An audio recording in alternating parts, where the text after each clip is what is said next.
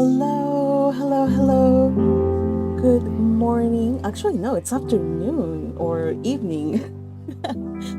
Hello, everybody. How are you? The Chattering Magpie here with you to read a new book, you guys. We are striking out because nobody can stop a bookworm from reading if they put their minds to it. So, you know what?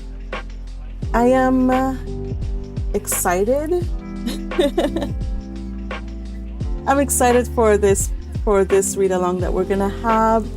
We're starting a new series. Yes, it's actually not even a series, it's just a book. The title of this book is The Blue Castle, which actually you guys helped me choose because I had like a lot of, well, not a lot, but I had at least 3 books that I wanted to go with. And I put it up to vote, and this one came out just a little bit winning. So yeah, it's a good one. Like, it really is a fun read, and I hope that you enjoy it too. But first, before we delve into the book and stuff, I'm going to first say hi to all the folks on the early gang. Let me see. Hello, YouTube chat. How are you? Happy to see you. Let's say, like earlier, I think it was last night, I saw Akihana had said hello.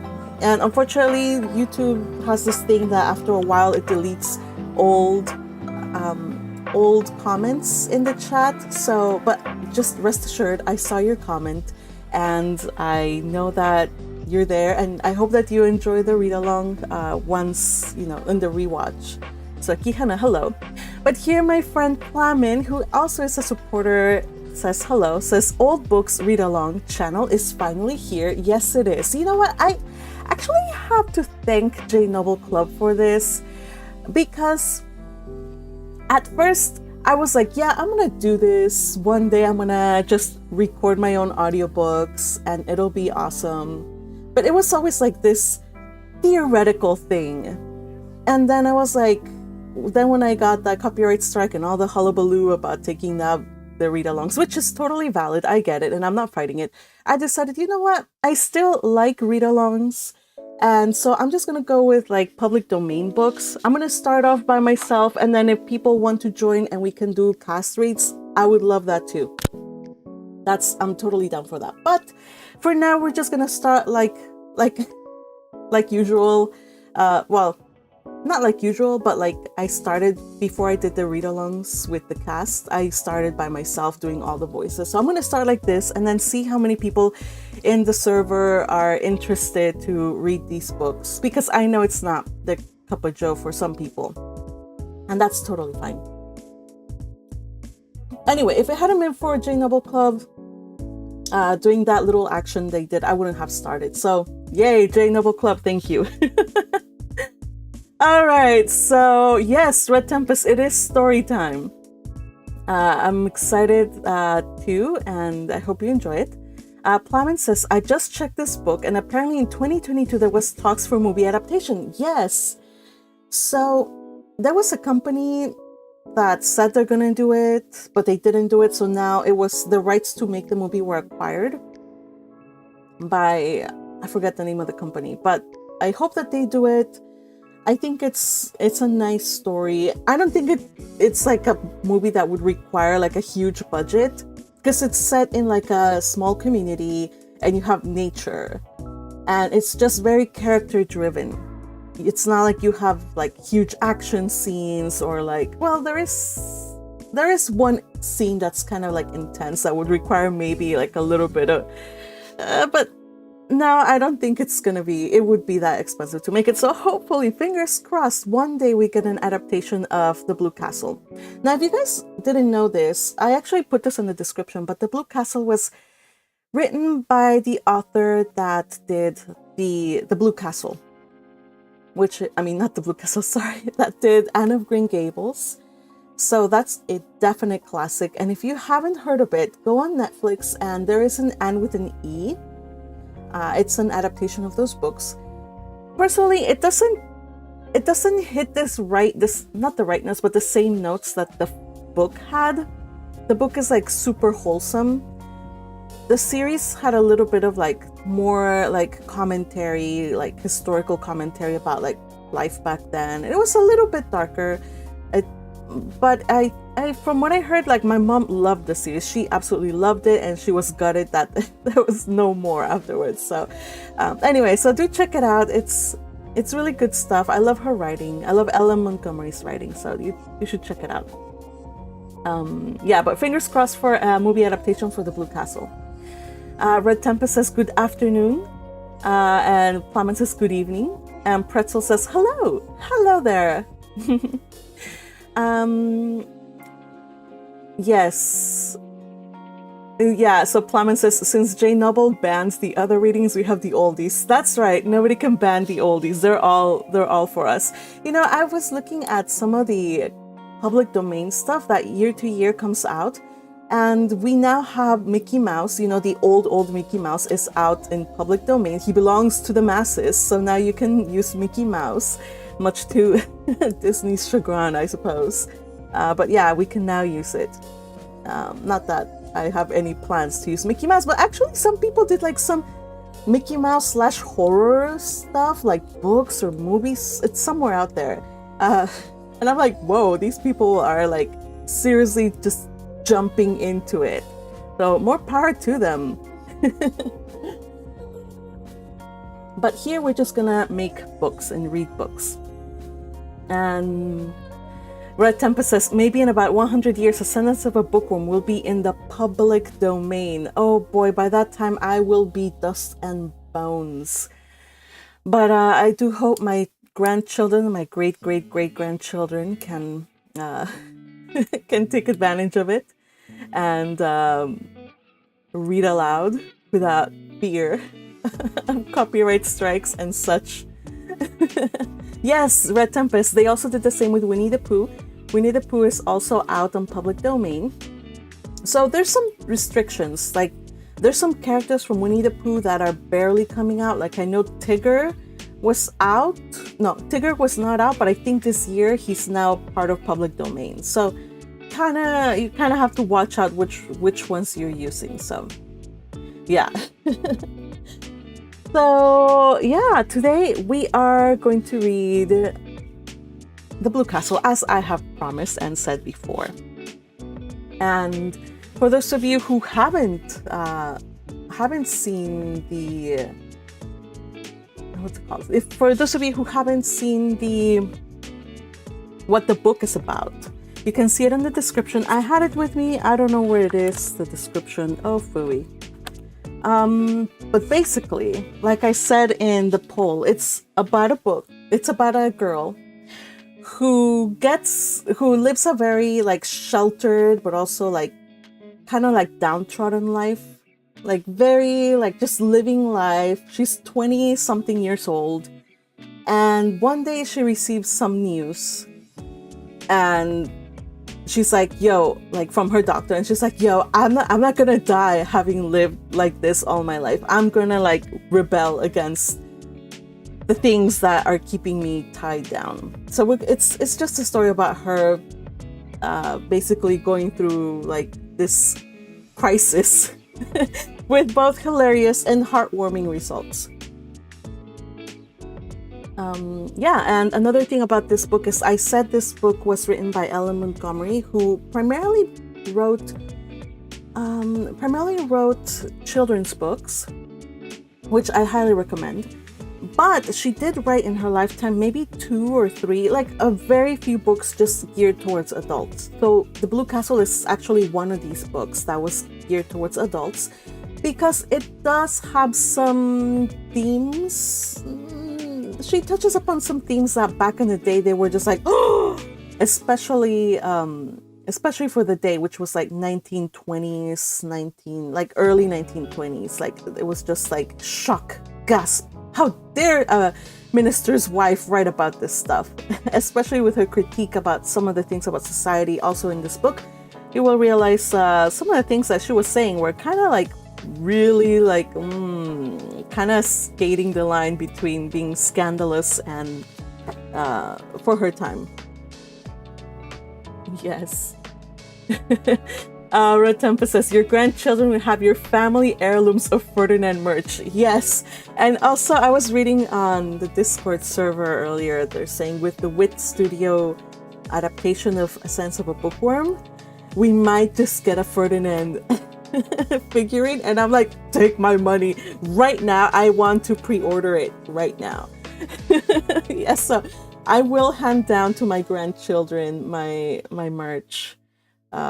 And they will count them. That will be my greatest possession.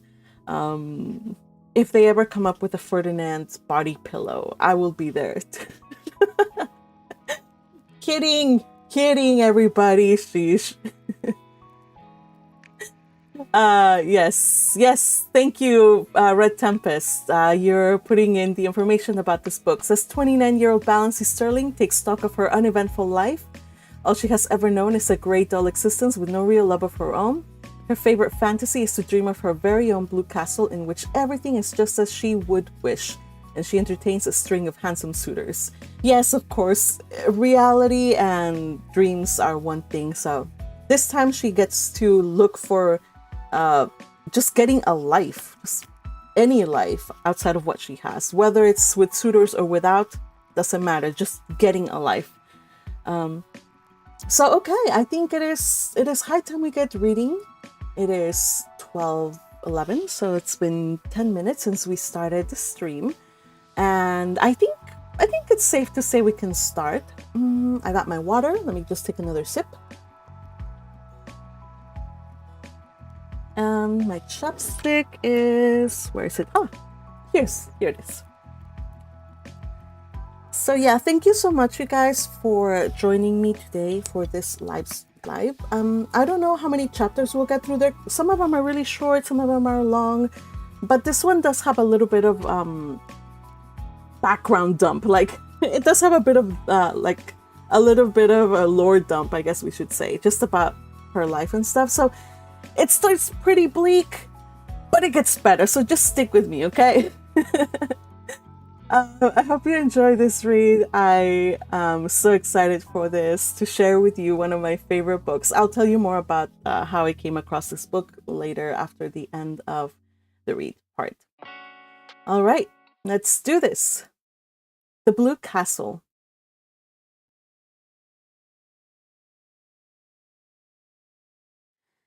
If it had not rained on a certain May morning, Valancy Stirling's whole life would have been entirely different. She would have gone with the rest of her clan to Aunt Wellington's engagement picnic, and Dr. Trent would have gone to Montreal. But it did rain, and you shall hear what happened to her because of it.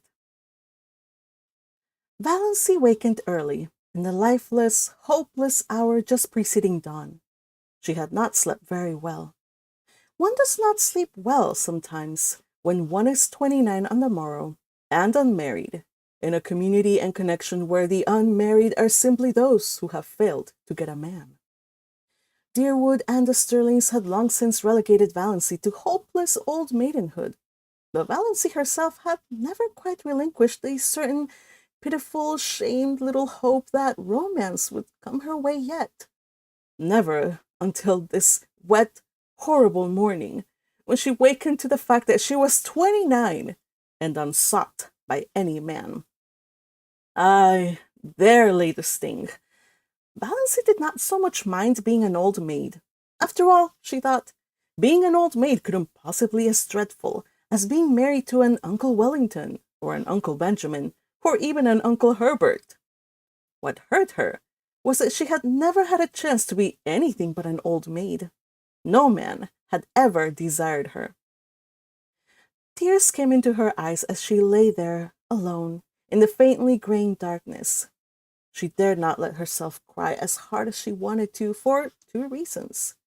She was afraid that crying might bring on another attack of that pain around the heart. She had had a spell of it after she had gone to bed, rather worse than any she had had yet. And yet she was afraid her mother would notice her red eyes at breakfast and keep at her with minute, persistent, mosquito-like questions regarding the cause thereof. Suppose, thought Valancy with a ghastly grin, I answered with the plain truth. I am crying because I cannot get married. How horrified mother would be, though.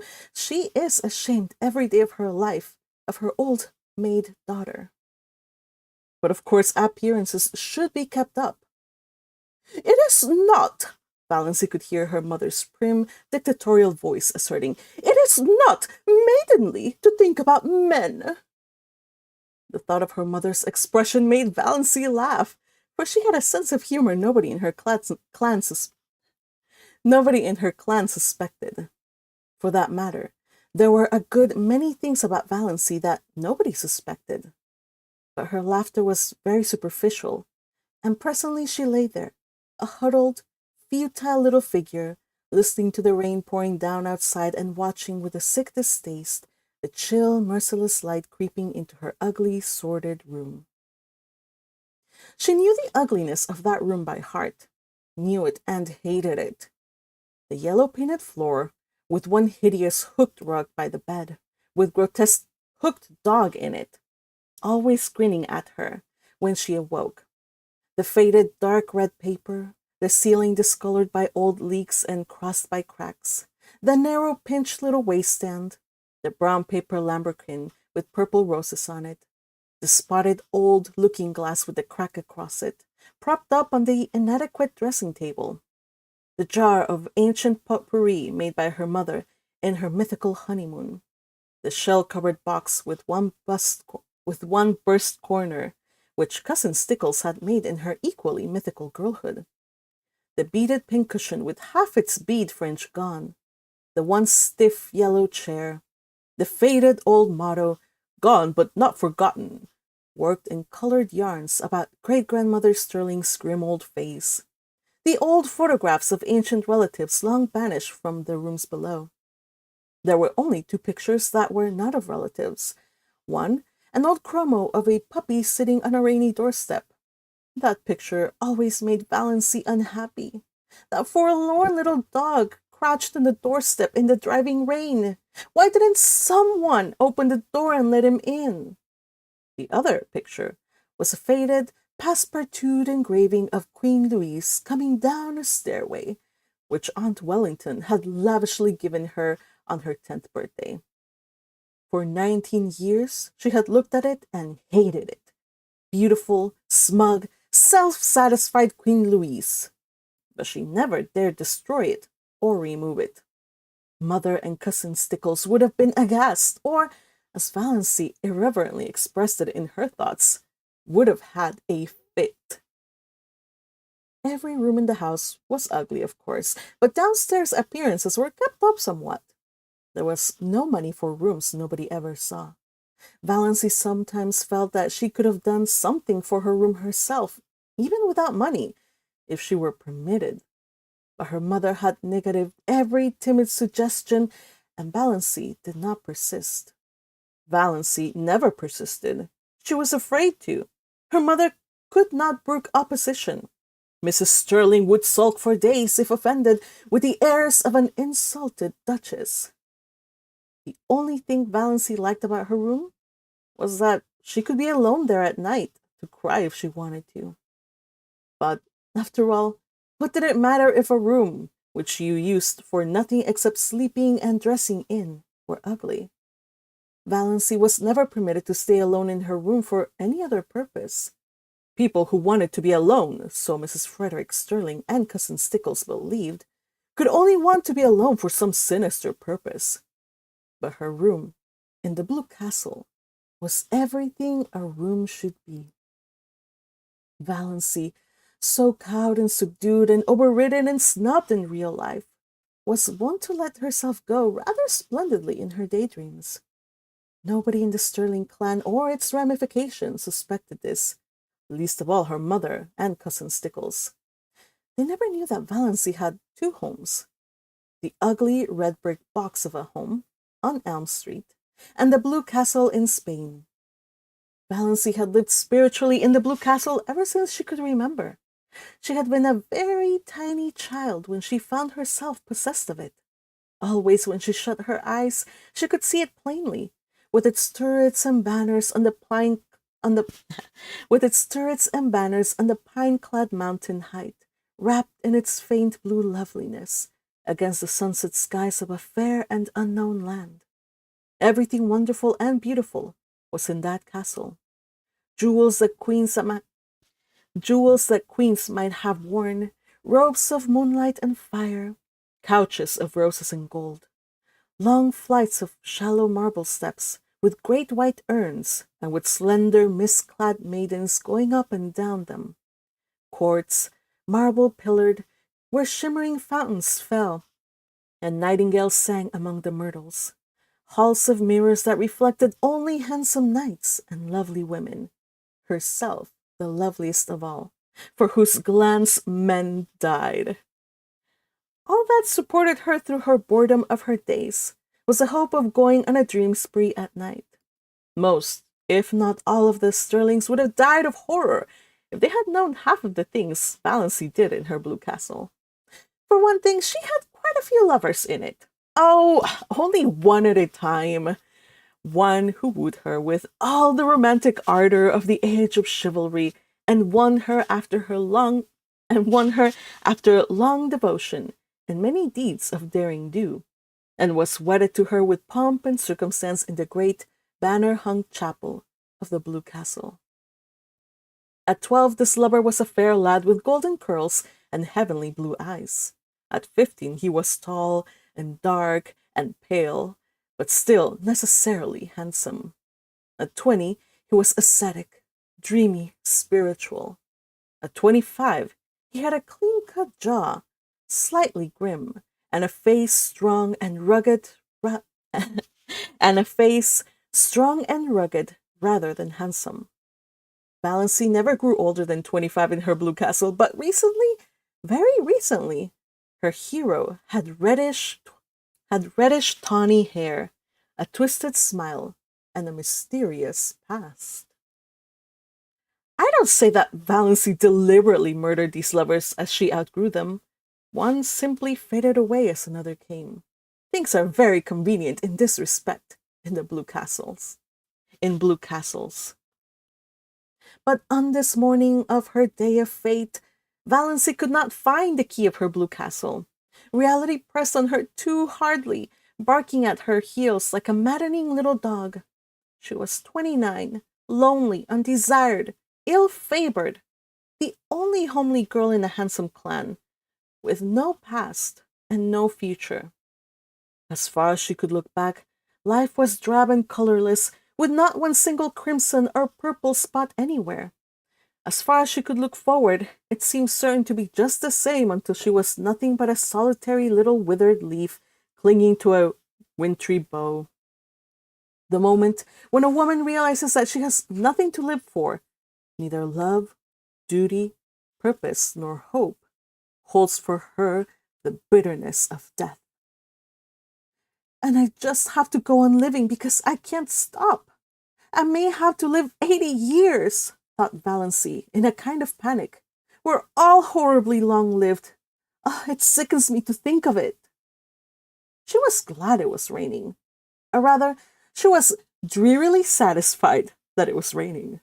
There would be no picnic that day. This annual picnic, whereby Aunt and Uncle Wellington, one always thought of them in that succession, inevitably celebrated their engagement at a picnic 30 years before, had been, of late years, a veritable nightmare to Valancy. By an impish coincidence, it was the same day as her birthday, and after she had passed 25, nobody let her forget it. Much as she hated going to the picnic, it would never have occurred to her to rebel against it. There seemed nothing of the revolutionary in her nature. There seemed to be nothing of the revolutionary in her nature, and she knew exactly what everyone would say to her at the picnic. Uncle Wellington, whom she disliked and despised even though he had fulfilled the highest Stirling aspiration, that is, marrying money, would say to her in a pig's whisper, "Not thinking of getting married yet, my dear," and then go off in the bellow of laughter in which he inevitably concluded his dull remarks. Aunt Wellington, whom Valancy stood in abject awe, would tell her about Olive's new chiffon dress and Cecil's last devoted letter.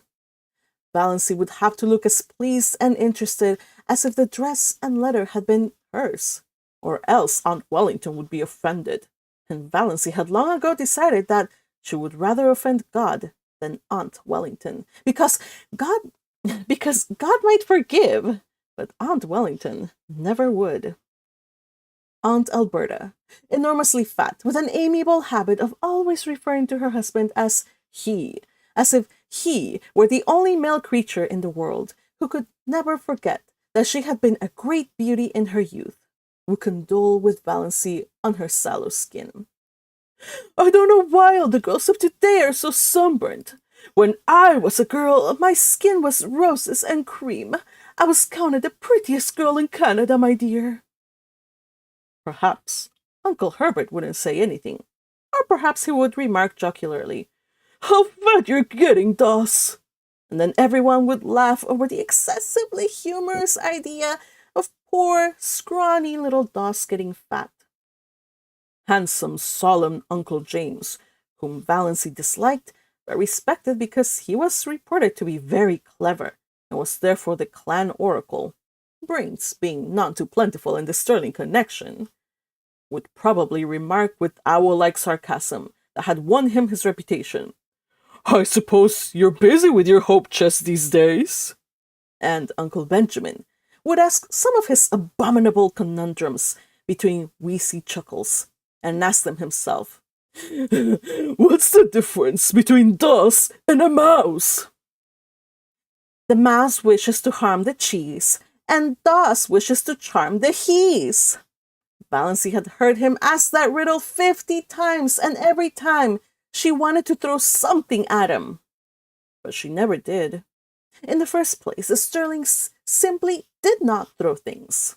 In the second place, Uncle Benjamin was a wealthy and childless old widower, and Valancy had been brought up in the fear and admonition of his money.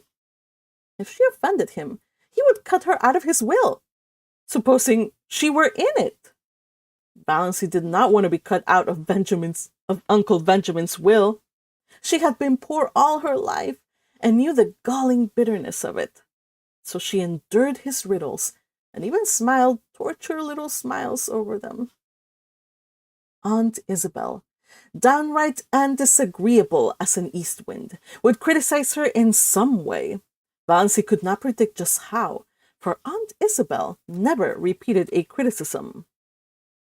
She found something new with which to jab you every time. Aunt Isabel prided herself on saying what she thought, but didn't like it so well when other people said what they thought to her. Valancy never said what she thought.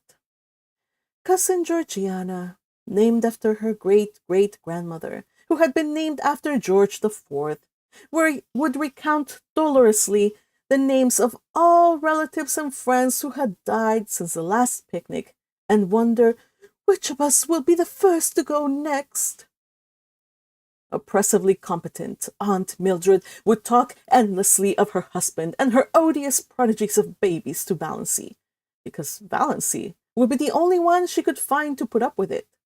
For the same reason, Cousin Gladys, really, first Cousin Gladys once removed according to the strict way in which the Stirlings tabulated relationship. A tall, thin lady who admitted she had a sensitive disposition would describe minutely the tortures of her neuritis. And Olive, the wonder girl of the whole Stirling clan, who had everything Valancy had not, beauty, popularity, love, would show off her beauty and presume upon her popularity and flaunt her diamond insignia of love in Valancy's dazzled, envious eyes. There would be none of all this today, and there would be no packing up of teaspoons. The packing up was always left to Valancy and Cousin Stickles, and once, 6 years ago, a silver teaspoon from Aunt Wellington's wedding set had been lost. Valancy never heard the last of that silver teaspoon. Its ghost appeared Banquo-like at every subsequent family feast. Oh yes, Valancy knew exactly what the picnic would be like, and she blessed the rain that had saved her from it. There would be no picnic this year.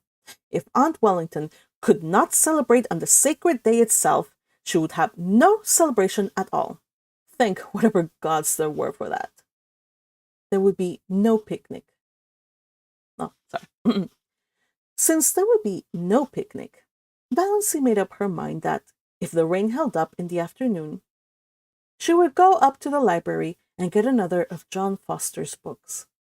Valancy was never allowed to read novels, but John Foster's books were not novels.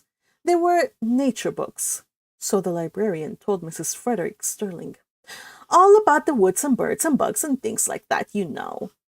So Valancy was allowed to read them, under protest, for it was only too evident that she enjoyed them too much. It was permissible, even laudable, to read to improve your mind and your religion, but a book that was enjoyable was dangerous. Valancy did not know whether her mind was being improved or not, but she felt vaguely that if she had come across John Foster's books years ago, life might have been a different thing for her. They seemed to her to yield glimpses of a world into which she might once have entered, though the door was forever barred to her now. It was only within the last year that John Foster's books had been in the Deerwood Library, though the librarian told Valancy that he had been a well-known writer for several years. "Where does he live?" Valancy had asked. "Nobody knows. From his books he must be a Canadian, but no more information can be had. His publishers won't say a word. Quite likely John Foster is a nom de plume. His books are so popular we can't keep them in at all, though I really can't see what people find in them to rave over." "I think they're wonderful," said Valancy timidly. "Oh, well." Miss Clarkson smiled in a patronizing fashion that relegated Valancy's opinions to limbo. "I can't say I care much for bugs myself, but certainly Foster seems to know all there is to know about them." Valancy didn't know whether she cared much for bugs either. It was not John Foster's uncanny knowledge of wild creatures and insect life that enthralled her. She could hardly say what it was. Some tantalizing lure of a mystery never revealed. Some hint of a great secret just a little further on. Some faint, elusive echo of lovely forgotten things. John Foster's magic was indefinable. Yes, she would get another Foster book. Yes, she would get a new Foster book. It was a month since she was... Where's the... Oh, okay. Red Tempest says, "Oh, a Canadian." Yes, it's a Canadian. It's a Canadian book, and they're in Canada. It's all about... you know what? I should dedicate this to all the Canadian members, readers, supporters of the channel. I do have quite a good amount of them, so I hope if you're listening that you enjoy it. Unfortunately, I can't do a Canadian accent, so you're just gonna have to be...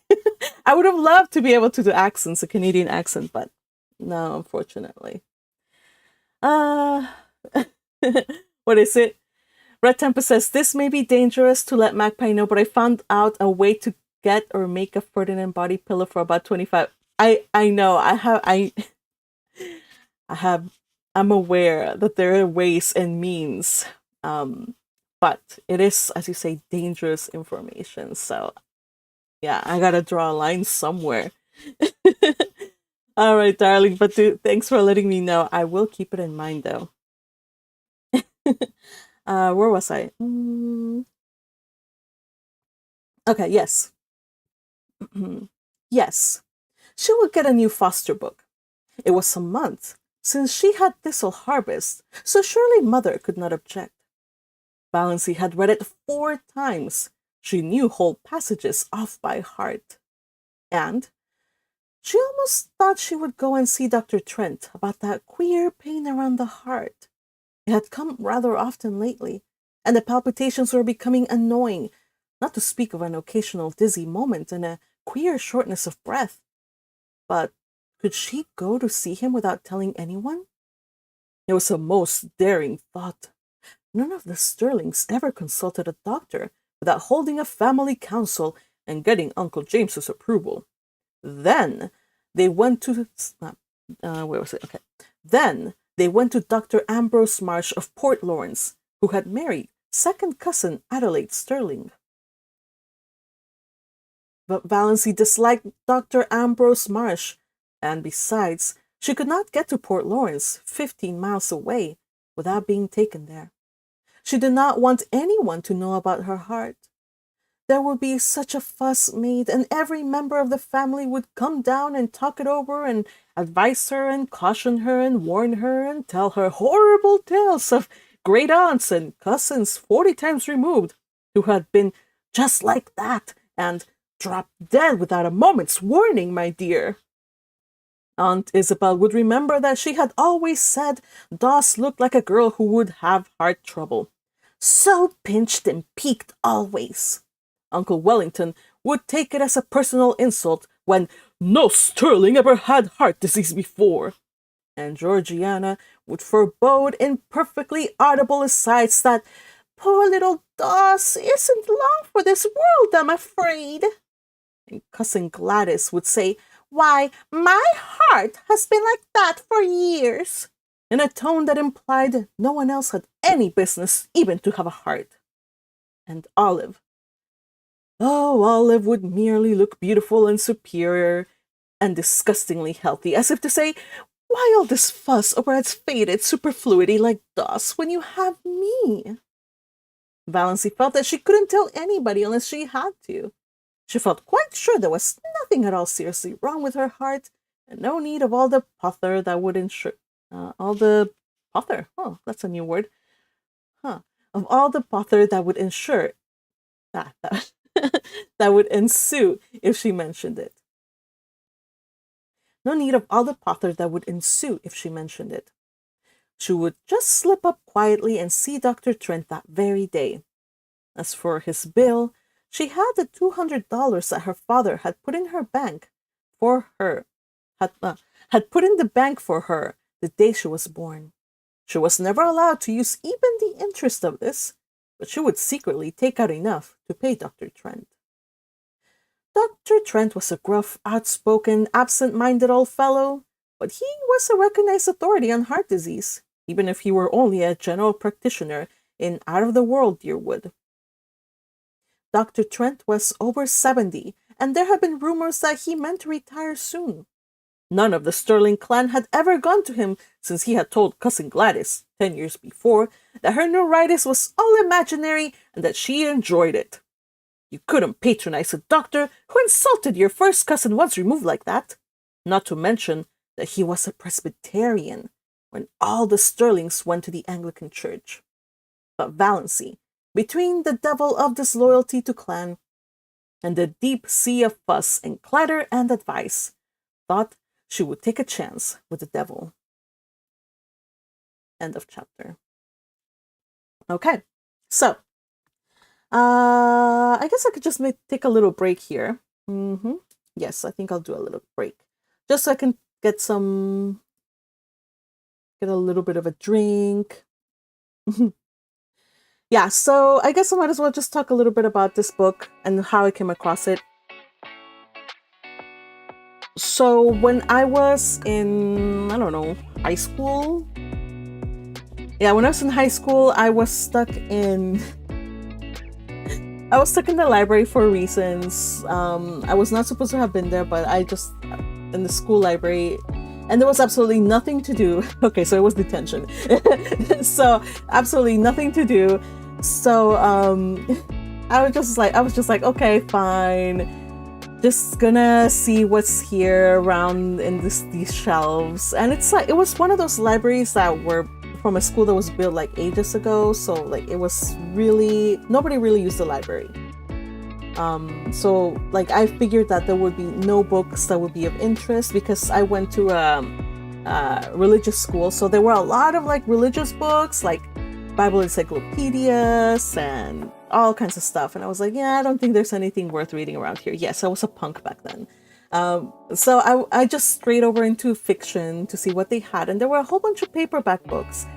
And, I was at that age where I was like, I like blue. And I saw the Blue Castle. And I was like, I have no idea what this means. But I'm pretty sure it's a good book. and I saw that there were lots of other books by the same author in the shelf. So I was like, huh. So probably it's by a good author. I kind of had heard of Anne of Green Gables, though I hadn't read it yet. So I picked up the book. Now I'm going to show you the cover that I used, the edition. So the cover of the edition that I picked was this one, which now that I look at it, I'm like, how in the world did I even pick up this book? Because it has zero appeal. I mean, it has some appeal. Let me just go. It has some appeal. If you see it, it's like there's like flowers and the river. But like, I was like, I don't understand. Like, this is like the heroine and the hero of the story. Like, what? Like, I was like, they're just old people. I don't care about old people. But I was like, there's nothing else to read here. So I just started reading the first chapter. And just the first chapter, even though it's just a whole bunch of lore dump, I found it to be like kind of funny. And so I just decided I'll check it out. So by the time the tension was over, by the time my time in the library that afternoon was over, I went over and I checked out the book. And yeah, I read it pretty quickly. I was always a fast reader by that time, so I read it, I think, in a day or 2 days at most. So I really enjoyed it. That's why. Anyway, so looking at the cover, it's super nostalgic. I haven't been able to find this format though, so I have, let's see which one. Okay, so here's other formats. If you ever see it, here's this one. Now this one is more like conventional looking people, though it's from the 80s. You can tell by the dress. Like my mom, I've seen pictures of my mom in the 80s and 70s wearing something like this dress. So yeah, like this, again, you have flowers and forests, so you can tell that there's like a common theme running here. Yes, Plymouth, that was a short chapter. I can read another one because they're really short, so don't worry. I'm just taking a break in between. I'll read another chapter, Plymouth. And then Red Tempest says, pother means a commotion or fuss. You know, I'm glad that you tell me. I was like, is this a typo? Is it probably bother? But thank you. It's funny because I've read this book so many times and this is the first time that the word jumps out at me. I think it's a difference between reading a book out loud and just reading it to yourself. Because when you're reading it to yourself, you just zoom right through. Like, I don't know, you just skip those little details. But here I'm like, oh shoot, I don't remember this word. So yeah, that's what happens. Let's see, another cover. Okay, so this is the cover that I have. I own the hardback. So this is the one that I have, the Blue Castle. This is, I think, the original cover, I believe, or if not, one of the very early ones. But I'm pretty sure this is the original cover of the Blue Castle. So we got the castle in Spain. It looks really dreamy. It looks like something that Maxfield Parrish would have drawn. I'm sure they based off this castle out of Maxfield Parrish's illustrations. He was pretty famous back then. Another one, this one is, I think, a far more recent release. So you can see, like, it kind of matches more the era. You have her wearing like some kind of like 20s looking dress, because this book is set like in the very early 20s. So she has like that kind of like dress. So there she is. And I think she kind of does look more like what the book describes her to look. We'll get more about her, how she looks like later.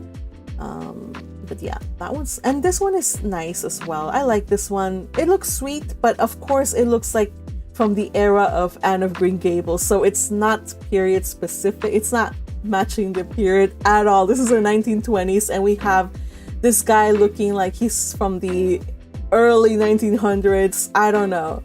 The car, well, we'll talk about the car later. And she's always meant to be dressed up in like these drab clothes, so maybe, but still that's far too much lace and too many frills for Valancy. I don't know.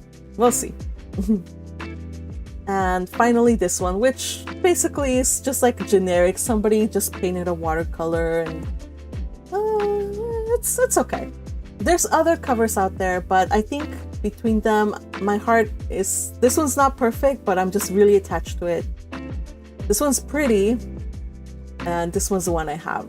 I don't know, they all have their own little things that I like about them and things that I would criticize them for, but that doesn't matter because we don't judge books by their covers. Well, actually we do. Who are we kidding? All right, let me continue on reading the comments. Urano moment. Yes, an Urano moment. I don't know if you're talking about me at the library or if you're talking about Valancy, but probably both. Yes, I was. Oh, yes, because I was in the library and just picked up something that kind of like, I wasn't locked in though. I wasn't locked in. I didn't end up locked in the library. There was some kind of like teacher, like there was an adult supervision, but the teacher, I think they taught computer lab on the next room over. So they were mostly like teaching, and every so often they would just glance out the way of the library to see all the other punks like me, and I think I was the only one. No, there was like 2 or 3 other people there. So just kind of like babysitting. So we were just silently amusing ourselves. So yeah, let's see. Bad girl, I was in detention. Now I do wish I could say and boast that I was in detention for having, I don't know, done some crazy wild stunt, as you know you would have kids do. But no, I will say that my school had a very, very, very strict tardy policy. So I got caught in what is called a tardy sweep. So I was still in the halls when the final bell you had to be in class. So the bell would ring, that was the warning bell, and then 5 minutes later was the final bell. If you were out in the halls roaming about without a hall pass after the final bell, the final warning bell, then the teacher could nab you and give you like detention. So that's how I got stuck in detention. So unfortunately, that's about as bad as I got. Come on, I was a girl who was enjoying reading books by myself at this age. You know, well, of course. Anyway, I was not a punk. I've always been a good girl. Red Tempest is flexing here. I only had detention like 3 times, mostly because of our prank war. See, he's flexing. Thank you for that. If you ever want to tell us what it is, what those pranks were, maybe you can inspire us to be more daring. In my next life, I shall do some pranks, more pranking. More pranking, less worrying. I think that's the way to go about life. As a youngster, I just worried too much about detention, and I probably could have had a little bit more fun at school. Red Tempest says, did an alteration of the cover with Ferdinand? I'm sure it's going to be on the Discord. Do send it to me. I look forward to seeing it. The meme lord. I can share it on the Twitter later on. All right, so I think that's good. That's a good break. Let's continue reading. So yeah, Valancy decided that she is going to go see the doctor about the pain in her chest. But first, she has to get ready for the day. Let's see what happens.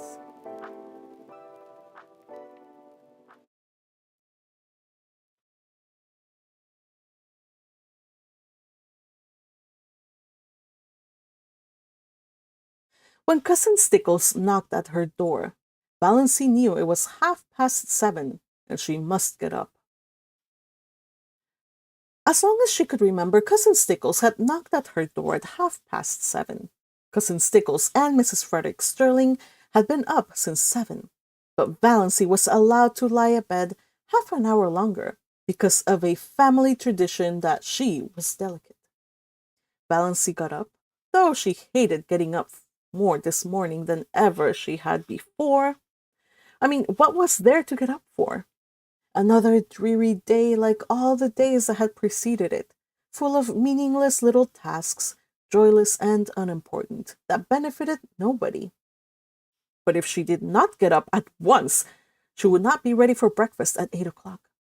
Hard and fast times for meals were the rule in Mrs. Stirling's household. Breakfast at 8, dinner at 1, supper at 6, year in and year out. No excuses for being late were ever tolerated. So up Valancy got, shivering. The room was bitterly cold with the raw, penetrating chill of a wet May morning. The house would be cold all day. It was one of Mrs. Frederick's rules that no fires were necessary after the 24th of May. Meals were cooked on the little oil stove in the back porch. And though May might be icy and October frostbitten, no fires were lighted until the 21st of October by the calendar. On the 21st of October, Mrs. Frederick began cooking over the kitchen range and lighted a fire in the sitting room stove in the evenings. It was whispered about in the connection that the late Frederick Stirling had caught the cold, which resulted in his death during Valancy's first year of life, because Mrs. Frederick would not have a fire on the 20th of October. She lighted it the next day, but that was a day too late for Frederick Stirling. Valancy took off and hung up in the closet her nightdress of coarse, unbleached cotton, with high neck and long, thin sleeves.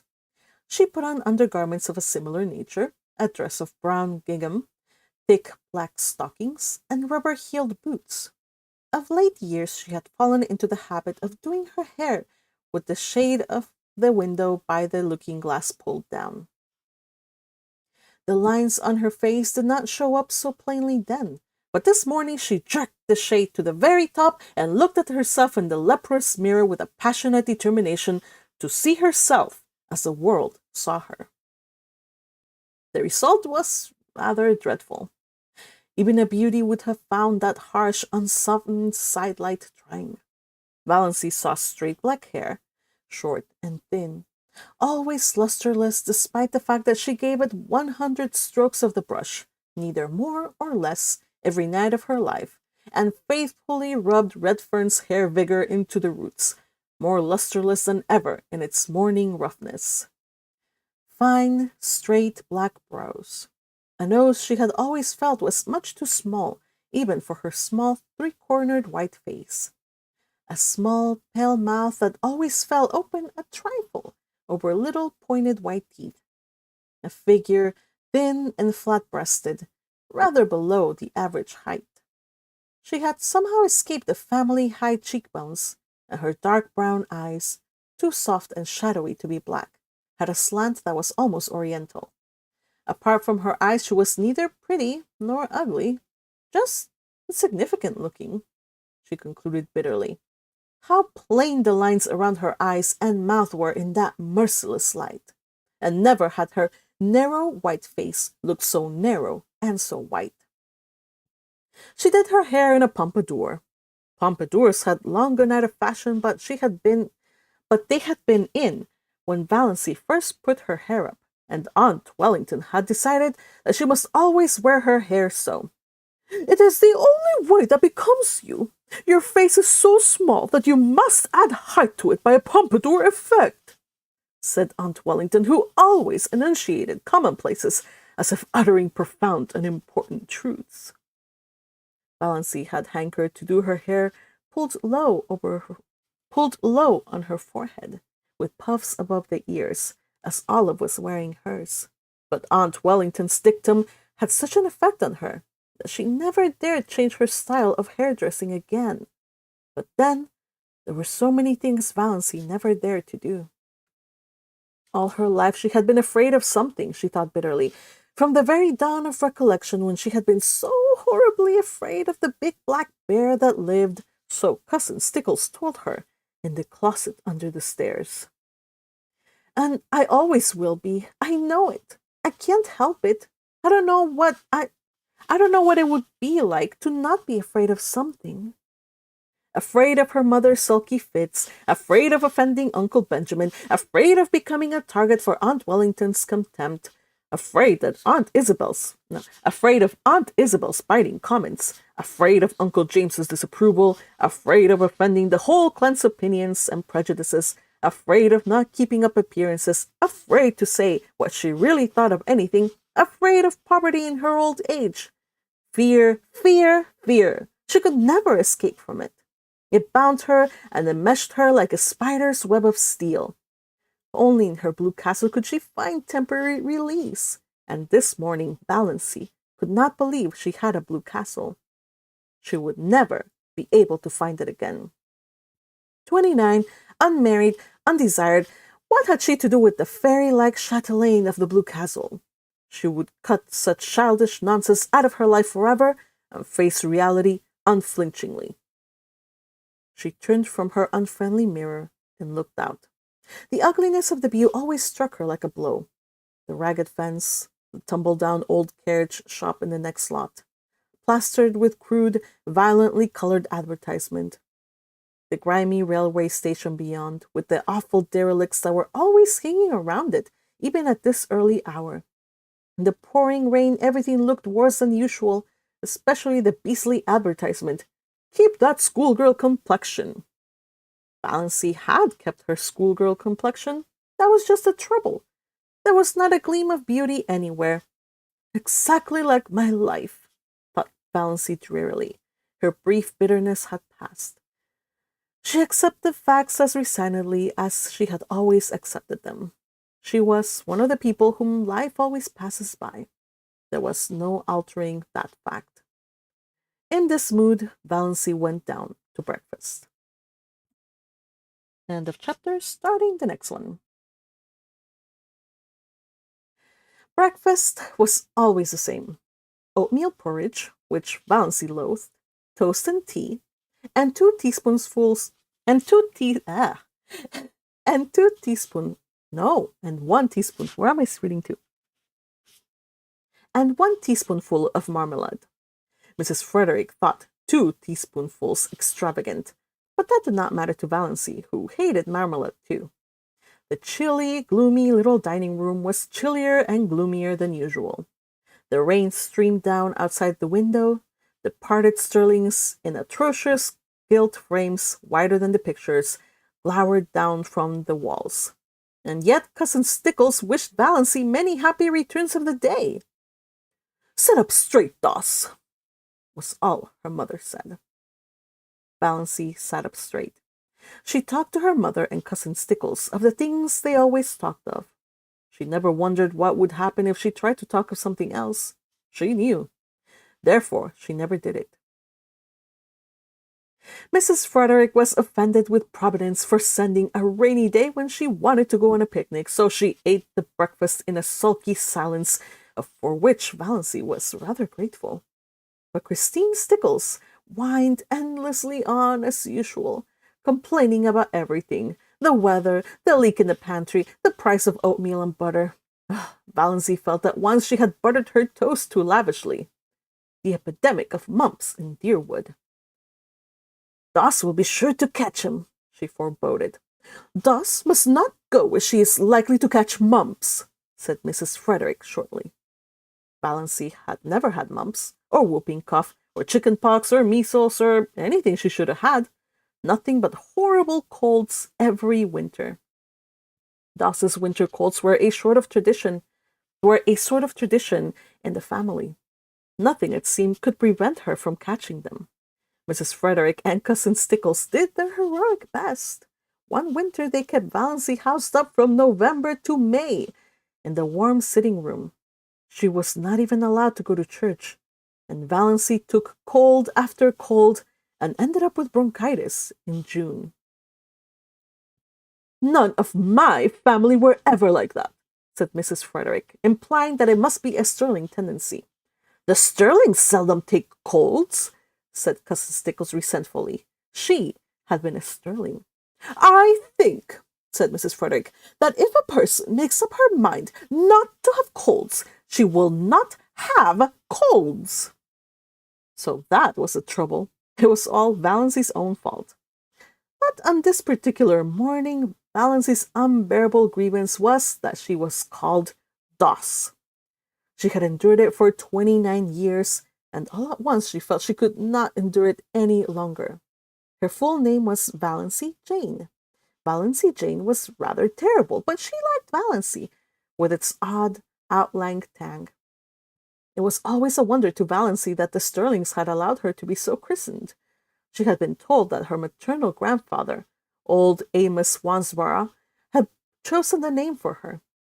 Her father had tacked on the Jane by way of civilizing it, and the whole connection got out of the difficulty by nicknaming her Doss. She never got Valancy from anyone but outsiders. "Mother," she said timidly, "would you mind calling me Valancy after this? Doss seems so... I don't like it." Mrs. Frederick looked at her daughter in astonishment. She wore glasses with enormously strong lenses that gave her eyes a peculiarly disagreeable appearance. "What is the matter with Doss?" "It seems so childish," faltered Valancy. "Oh!" Mrs. Frederick had been a Wansborough, and the Wansborough smile was not an asset. "I see. Well, it should suit you, then. You are childish enough in all conscience, my dear child." "I am 29, said the dear child desperately. "I wouldn't proclaim it from the housetops if I were you, my dear," said Mrs. Frederick. 29! I had been married 9 years when I was 29. "I was married at 17, said Cousin Stickles proudly. Valancy looked at them furtively. Mrs. Frederick, except for those terrible glasses and the hooked nose that made her look more like a parrot than a parrot itself could look, was not ill-looking. At 29 she might have been quite pretty. But Cousin Stickles... And yet Christine Stickles had once been desirable in some man's eyes. Valancy felt that Cousin Stickles, with her broad, flat, wrinkled face, a mole right on the end of her dumpy nose, bristling hairs on her chin, wrinkled yellow neck, pale protruding eyes, and thin puckered mouth, had yet this advantage over her, this right to look down on her. And yet, even Cousin Stickles was necessary to Mrs. Frederick. Valancy wondered pitifully what it would be like to be wanted by someone, needed by someone. No one in her whole world needed her, or would miss anything from life if she dropped suddenly out of it. She was a disappointment to her mother. No one loved her. She had never so much as had a girlfriend. "I haven't even a gift for friendship," she had once admitted to herself pitifully. "Doss, you haven't eaten your crusts," said Mrs. Frederick rebukingly. It rained all the forenoon without cessation. Valancy pieced the quilt. Valancy hated piecing quilts, and there was no need of it. The house was full of quilts. There were 3 big chests packed with There were 3 big chests packed with quilts in the attic. Mrs. Frederick had begun storing away quilts when Valancy was 17, and she kept on storing them, though it did not seem likely that Valancy would ever need them. But Valancy must be at work, and fancy work materials were too expensive. Idleness was a cardinal sin in the Stirling household. When Valancy had been a child, she had been made to write down every night in a small, hated black notebook all the minutes she had spent in idleness that day. On Sundays, her mother made her tot them up and pray over them. On this particular forenoon of this day of destiny, Valancy spent only 10 minutes in idleness. At least Mrs. Frederick and Cousin Stickles would have called it idleness. She went to her room to get a better thimble, and she opened Thistle Harvest guiltily at random. "The woods are so human," wrote John Foster, "that to know them one must live with them. An occasional saunter through them, keeping to the well-trodden paths, will never admit us to their intimacy. If we wish to be friends, we must seek them out and win them by frequent, reverent visits at all hours, by morning, by noon, and by night, and all seasons, in spring, in summer, in autumn, and winter. Otherwise, we can never really know them, and any pretense we may make to the contrary will never impose on them. They have their own effective way of keeping aliens at a distance and shutting their hearts to mere casual sightseers. It is of no use to seek the woods from any motive except sheer love of them. They will find us out at once and hide all their sweet old-world secrets from us. But if they know we come to them because we love them, they will be very kind to us and give us such treasures of beauty and delight as are not bought or sold in any marketplace. For the woods, when they give at all, give unstintedly and hold nothing back from their true worshippers. We must go to them lovingly, humbly, patiently, watchfully, and we shall learn what poignant loveliness lurks in the wild places and silent intervals, lying under starshine and sunset. What cadences of unearthly music are harped on aged pine boughs or crooned in copses of fir. What delicate sabres exhale from mosses and ferns in sunny corners or on damp brooklands. What dreams and myths and legends of an older time haunt them. Then the immortal heart of the woods will beat against ours, and its subtle life will steal into our veins and make us its own forever, so that no matter where we go or how widely we wander, we shall yet be drawn back to the forest to find our most enduring kinship. "Das!" called her mother from the hall below. "What are you doing all by yourself in that room?" Valancy dropped Thistle Harvest like a hot coal and fled downstairs to her patches. But she felt the strange exhilaration of spirit that always came momentarily when she dipped into one of John Foster's books. Valancy did not know much about woods, except the haunted groves of oak and pine around her blue castle. But she had always secretly hankered after them, and a forest book about woods was the next best thing to the woods themselves. At noon, it stopped raining, but the sun did not come out until 3. Then Valancy timidly said she would. Wait, what? Oh. Then Valancy timidly said she thought she would go up. She thought she would go uptown. Then Valancy timidly said she thought she would go uptown. "What do you want to go uptown for?" demanded her mother. "I want to get a book from the library." "You got a book from the library only last week." "No, it was 4 weeks." "4 weeks? Nonsense!" "Really, it was, Mother." "You are mistaken. It cannot possibly have been more than 2 weeks. I dislike contradiction, and I do not see what you want to get a book for anyhow. You waste too much time reading." "Of what value is my time?" asked Valancy bitterly. "Das! Don't dare speak to that. Don't speak." She's so dumb. Oh gosh, okay. "Das! Don't speak in that tone to me." "We need some tea," said Cousin Stickles. "She might go and get that if she wants a walk, though this damp weather is bad for colds." They argued the matter for 10 minutes longer, and finally, Mrs. Frederick agreed, rather grudgingly, that Valancy might go. End of chapter. So, it is 1:08, so we've been at this for like an hour. What do you guys think? Should I do another chapter, or maybe I should stop for now? We'll see. Let me just read some comments. I was seeing that Red Tempest shared some of his shenanigans, so I am eager to see what they were all about. Let's see. Oh, maybe I should just change this here. Let's see. Whoa, somebody concussed. Okay. Oh, we put flour above the tiles and used string to pull tile. So flour fell on top of people. That was one small prank. Well, that's fairly fun and convoluted. Oh, okay. Then that started a prank war with class across the hall since we blamed it on them. Oh! Red Tempest! Channeling your inner Ferdinand, huh? My friends and I completed our work and had nothing else to do and decided to cause chaos. There you go. Even the teachers joined the prank war. Wow, the teachers as well. That must have been fun, I guess. Jackie or Jackie, hello, says, hello, hi. Plowman says, after my second brain concussion, your second brain concussion, oh my. When I returned to school, I spent about 2 hours in the director's office, been scolded not to use a school desk as a sled down the stairs. Plowman, what were you doing? Wow, you know what? I'm not even gonna ask. Yeah.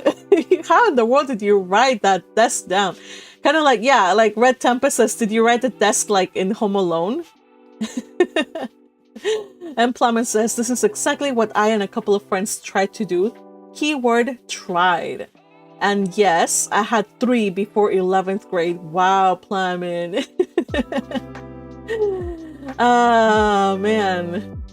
Well, you know, the good thing is that when we're young, we kind of just bounce back up. So 11th grade, you're still at that age where a 3rd or a 4th concussion is gonna do much, and you're still around, so we're thankful for that. But man, you guys are wild. Red Tempest shares, I only had 1 concussion due to thinking I could be like Superman and fly when I was 5.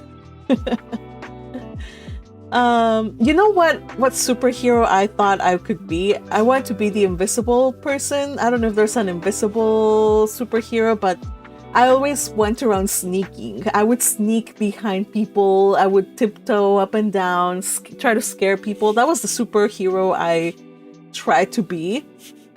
So very safe, very quiet superhero. Didn't really get into much mischief that way.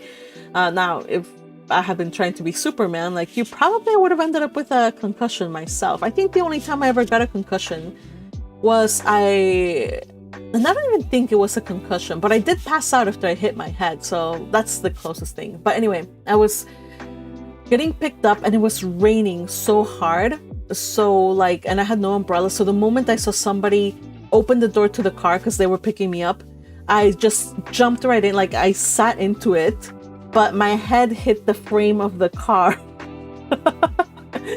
So like I blacked out. I blacked out for a few seconds. My sister was panicking when I came to. She was like, "Oh my gosh, she passed out." And I was like, "What happened?" So that's the only time that I think I hit my head hard enough for it to happen a concussion. But I never went to the hospital or anything like that. I did get a bump, but that was it. Yeah, keep safe, everybody. Ignoring stupid things at school. What year does the story take place? I think people answered in the bottom in the comments afterwards. 1920s, early 1920s. So like almost, yeah, like early 1920s. The year of publication. The year of publication is also 1920 something something. But based on some of the things that she says later on, when she talks about like, when she talks about some things about fashion and stuff later on, I'm guessing it's like late 19, I think it's early 1920s. I'm for sure that it's early 1920s. Yep. Wow, Red Tempest, you have so much information about this book, more than I did. The author wrote this book in 1926, you share, and based it on her trip to Ontario, Canada, 1922. Yes, I did not know about this, but basically she wrote it in 1920s. Yes. Yeah, the story is set in I think it's set though in because okay, so the pompadour that she talks about, that was the Edwardian era. So that's like early 1910s, or around the time of World War One. So that's when they did the pompadour. And afterwards, they kind of like, the pompadour went out of style. And Valancy, let me try to pull up the pompadour in case some people are wondering. Pompadour hairstyle. It's not like Marie Antoinette, just making sure. Women. 1910s. Kind of like Edwardian kind of deal. Let me change here. So here we go. We have that. Okay. So we have, I think it's something like the first one. Those were the pompadours. So this is the kind of hairstyle that they were making Valancy wear. kind of like this one, the Edwardian pompadour, kind of like that one. That's what she's being made to wear.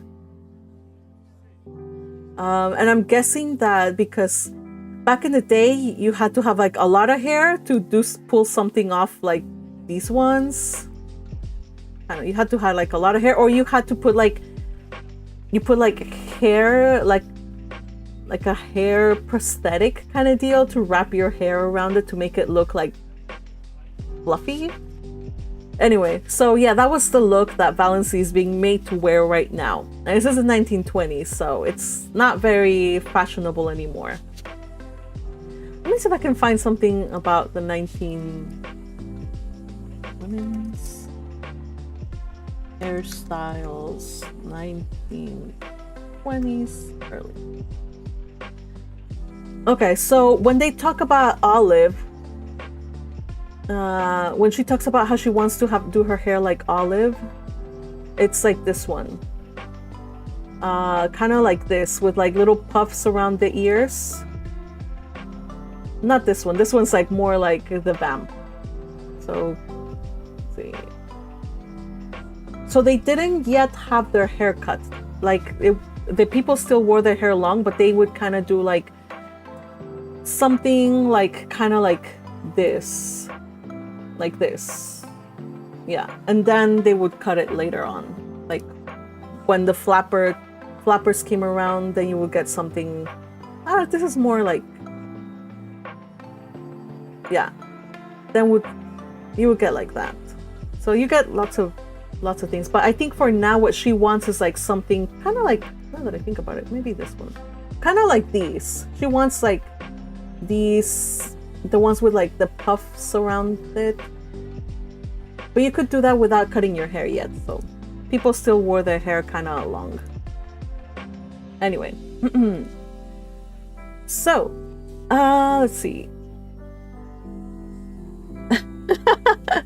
Fraulein vibes anyone, says Red Tempest. Oh, that's funny. Which one? The hair or the mother? Because I'm thinking the mother. Oh, actually, also the Fraulein's hairstyle also looks like that. Let me see.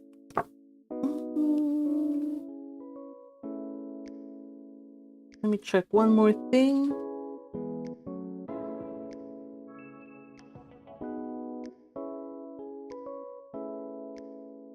All right, so I'm just gonna read some of the other comments. Let's see. Fraulein Bebs, yeah, I definitely. We also had a man inside the class across the hall helping us prank. Man, Red Tempest, you went to a school that was very liberal. That would have sent that, just a little prank like that would have sent the whole class into detention in my school. All right, so yeah, and Red Tempest says, it reminds me of a round pillow or nest on head. Basically, that's what it was. You would put like a round, think about like a pool noodle. You know those noodles from use in the pool? You would just like kind of wrap it like a crown, and then wrap your hair around it, like tuck the hair up and pin everything down, so you would look like you had a pompadour. So yeah, okay, so the mother gives Fraulein vibes, definitely.